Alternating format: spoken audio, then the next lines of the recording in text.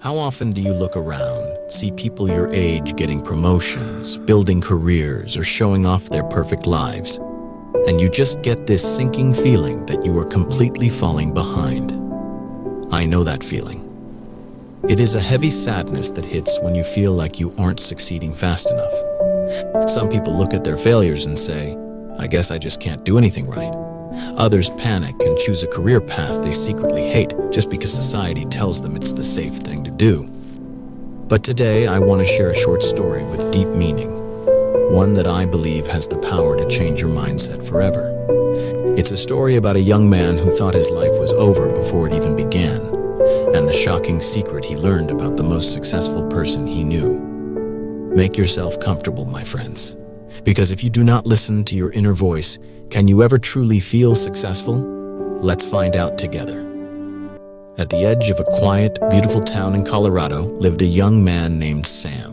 Life in this part of the country was slow, peaceful, and grounded in hard work. Sam was usually an active, cheerful guy, but for the past few weeks, he looked worried. His heart felt heavy, and he spent most of his time completely alone. It was the summer after his high school graduation. All of Sam's friends were posting pictures online, holding acceptance letters to big universities, packing their bags, and planning their bright futures. But Sam, he wasn't trying to get into any university. In fact, he didn't want to go to school anymore at all. This wasn't because he couldn't afford it. Sam's family owned a massive 200-acre horse ranch. They were one of the wealthiest and most respected families in the county.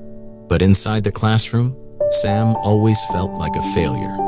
He couldn't understand his school lessons, no matter how hard he tried. He wasn't interested in math, history, or science. So, while his friends prepared for college, Sam decided to take a break. He needed time to figure out his own life. One early morning, while fixing a wooden fence near the stables, Sam finally spoke to his father about how lost he was feeling. "Dad," Sam said, looking down at his boots, "I feel like I'm broken. My friends are going off to become engineers and doctors, and I barely passed high school. I don't know what to do with my life. I just feel useless." His father, David, was a wise, middle-aged man with rough hands and a kind face. He didn't get angry or disappointed. Instead, he put down his tools, gave Sam a warm smile, and placed a hand on his shoulder. "Sam," his dad said gently, "school is just one type of test. It doesn't test everything. But sitting here feeling sorry for yourself won't help you find your way. I have a small task for you today. I want you to go into town and meet 3 specific people." David pulled a small notebook from his shirt pocket, wrote down 3 names and addresses, and handed the paper to Sam. "When you meet them," David continued, "tell them you are the son of the man with the golden leg. Ask them how they became successful. Listen to their stories carefully. I promise you, by the end of the day, you will find the answers you're looking for." Sam was confused but curious. He liked working with his hands and meeting people, which was much better than reading textbooks. "Dad," Sam asked, "why would they call you the man with the golden leg?" His father just chuckled. "You'll learn that from them. Now go. Take my truck." Sam grabbed the keys to his dad's old pickup truck and started his journey. His first visit was to a man named Andy. Andy lived about 2 miles away in a beautiful large home overlooking the valley. When Sam knocked on the door, a strong, fit, older man answered. This was Andy, a highly successful athletic coach who had trained Olympic runners and won dozens of medals in his youth. "Hello, sir," Sam said nervously. "I am Sam. I'm the son of David, the man people call the one with the golden leg." Hearing this, a huge, warm smile spread across Andy's face. Old, happy memories seemed to come alive in his eyes. He invited Sam to sit on his porch. Sam explained his situation. He admitted how bad he felt about his grades and asked Andy the secret to his success. Andy leaned back in his chair and laughed. "Sam, I ranked 38th out of 40 students in our high school class. I was a terrible student. I couldn't focus on a book to save my life. But there was one thing I loved doing: running." Andy looked out toward the mountains. "In my first year out of high school, I just focused on improving my training. In my second year, I learned from my painful mistakes on the track. By my third year, I sought out mentors to teach me the best techniques. I didn't care about studying traditional subjects, so I poured all my energy into running. I ran every single day for 5 years. After that, I won my first national medal. And then, I kept winning. Hearing this, Sam was surprised. A heavy weight lifted off his chest. He realized something very important right then. Success comes from getting better at something you care about step by step. It doesn't matter what that thing is. Thanking Andy, Sam got back into his truck and drove to the second address. This time, he arrived at a busy, modern shopping center in the middle of town. The address belonged to the most popular high-end restaurant in the area. Sam's family actually came here for dinner all the time. He walked in and asked for the owner, a man named Tom. Tom was a big, cheerful man with a loud laugh. When Sam introduced himself as David's son, Tom gave him a massive hug and brought him into the kitchen office. "Tom," Sam asked, "my dad sent me here. Can you please tell me your success story? I feel so lost because of my grades." Tom wiped his hands on a word the teacher said. "To be honest, I only love 2 things in life, eating food and talking to people." Sam laughed, feeling instantly comfortable. "Because I loved food," Tom continued. "I spent all my free time in the kitchen. I didn't read science books. I read cookbooks. I learned to cook simply by making the meals I wanted to eat. One day, a neighbor tried my barbecue and said, 'Tom, this is incredible. You should sell this.' So I did. My first year, I didn't make a single dollar of profit. It was exhausting. But my deep love for cooking kept me going when things got hard. I learned better recipes, I figured out how to make people feel welcome, and I slowly built a business. 5 years later, I opened this restaurant. Now it's packed every night." Sam felt incredibly inspired. He understood that you don't need to be a genius to build a great life. Tom smiled and gave Sam a piece of advice. "To succeed, Sam, you really only need one main skill. Find the thing you do for free and learn how to master it.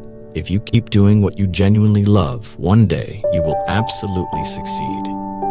With a heart full of hope, Sam drove to the final address on the list. He was going to meet Michael.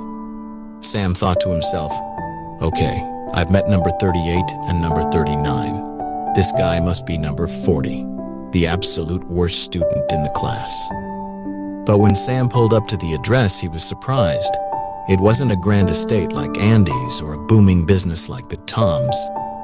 It was a very plain, average, small apartment building.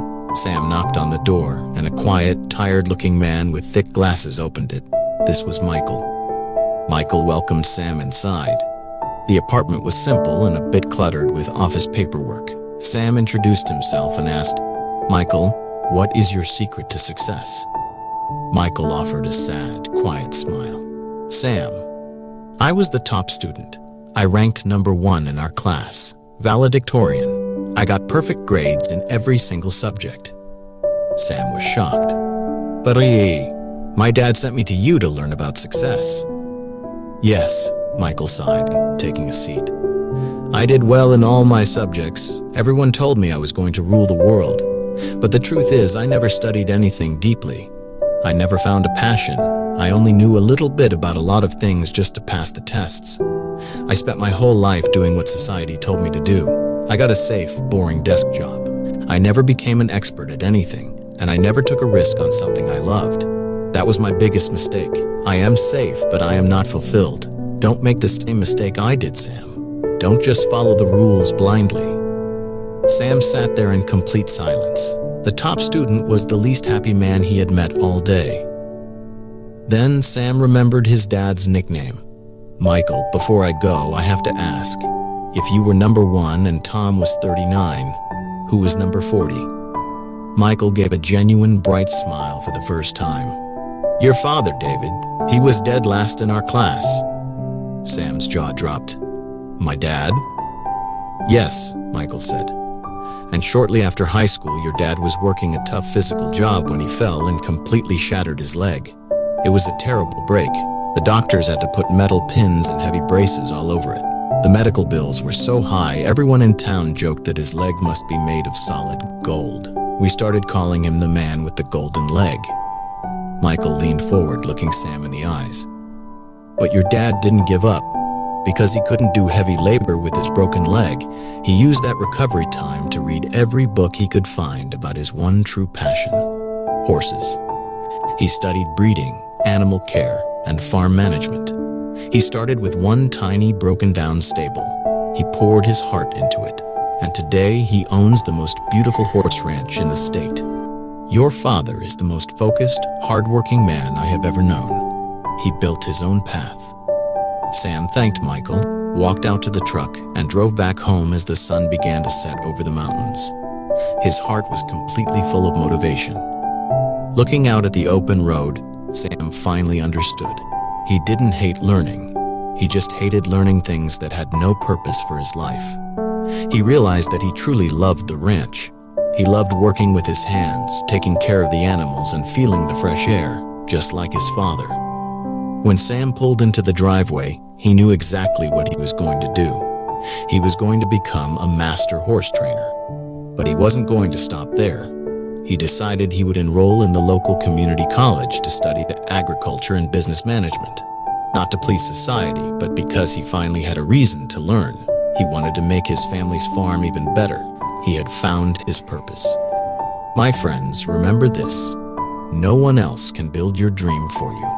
If you ignore your true passion just to follow the crowd, you might end up safe, but you will never be truly happy.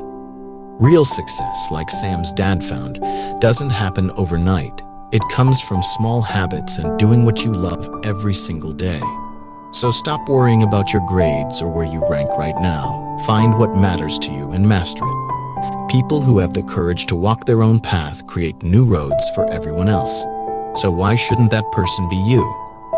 Thank you for spending your time with me today. If you enjoyed this life-changing story and want to improve your English naturally, please hit that like button. It helps more than you know. Subscribe for more stories that inspire, and share this with a friend who might feel a little lost right now. Let me know your thoughts in the comments below. Keep moving forward, and I'll see you in the next story.